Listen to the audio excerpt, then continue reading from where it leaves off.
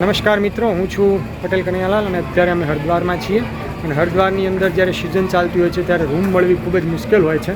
અને અહીંયા અમને અશ્વિનભાઈ બામરોલિયા અને એમના પરમ મિત્ર એવા શ્રી કનુભાઈ પટેલ એમના સાથ સહકારથી અમને હોલની, જમવાની અને રહેવાની સુવિધા મળી છે. હું આપને આ વીરધામ બતાવવાનો તમે જોઈ રહ્યા છો કેમેરામાં.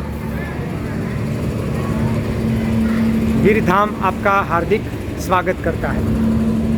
હવે અહીંયાથી હું અંદર એન્ટર થઈશ. જે કેશ કાઉન્ટર છે, જે કાઉન્ટર ઉપરથી આપણે રૂમો મેળવવાના હોય છે, તમે જોઈ શકો છો. આ મુખ્ય દરવાજો છે.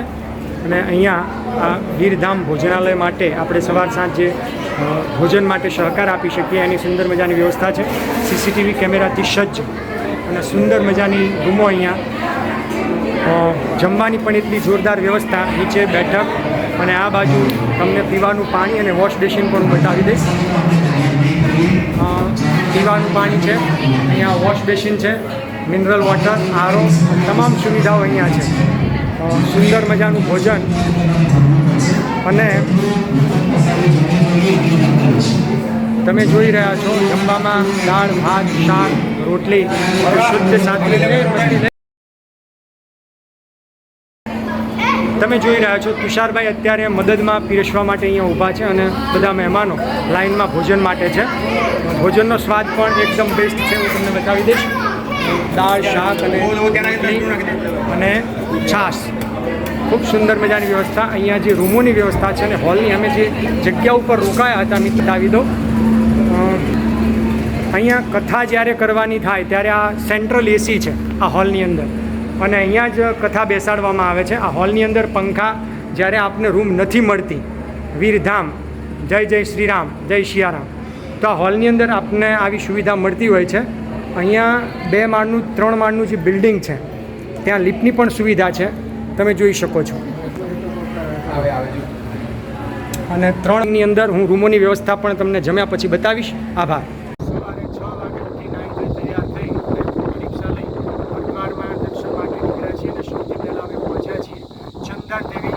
માતાના મંદિર રોપવેની અંદર બેઠા છીએ.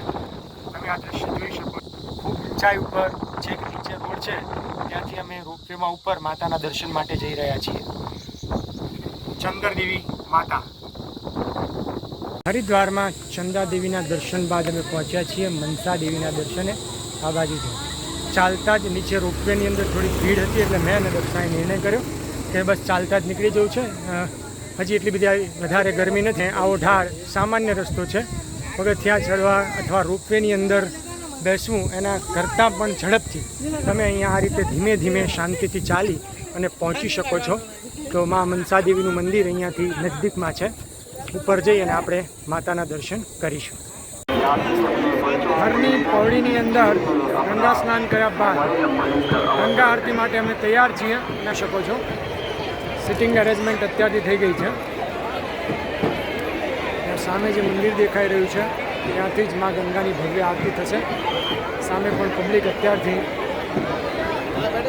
બેસેલી છે. हर की पौड़ी माँ गंगे की भव्य आरती.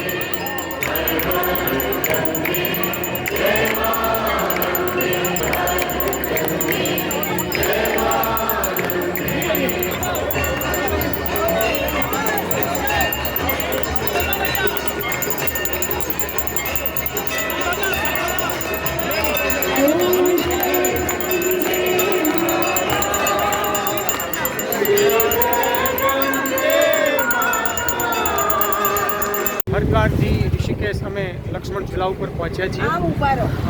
લક્ષ્મણ ઝૂલા બંધ છે પણ રામ ઝૂલા ઉપર અમારે આવવું પડ્યું એટલે અહીંયાથી આ સુંદર મજાના સામે જે દેખાય છે એ લક્ષ્મણ ઝૂલા છે અને ત્યાં પરમાર્થ મંદિર છે અને ત્યાં સુંદર મજાની આરતી, મા ગંગાનો અદ્ભુત નજારો આપ જોઈ રહ્યા છો.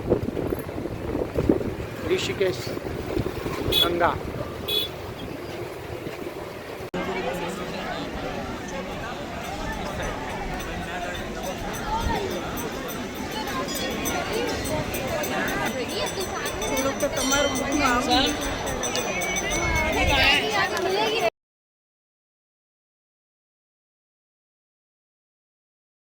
अरे सबको बुला लेते हैं.